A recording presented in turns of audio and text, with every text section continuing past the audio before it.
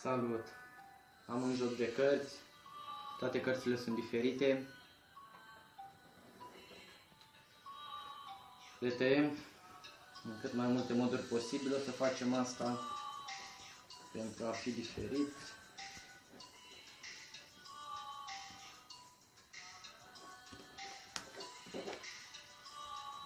Le batem și în stilul clasic. Facem și câteva tăieturi.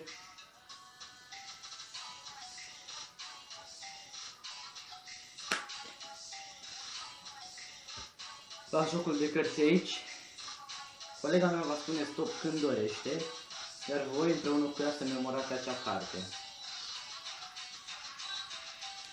Stop.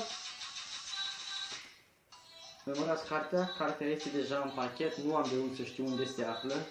Pentru a fi mai sigur că eu nu am de unde știu, o să tai pachetul în mai multe cărți.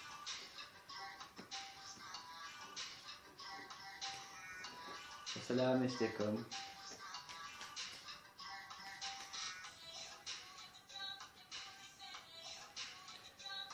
Cartea deja este pierdută în pachet. Eu acum o să tai pachetul în două. Acolo unde cred eu.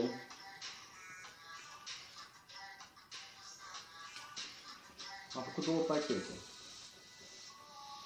O să iau primul pachet acum peste al doilea, fără niciun gest.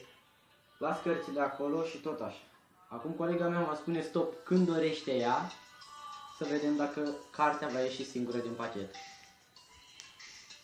Stop. Sigur? Da.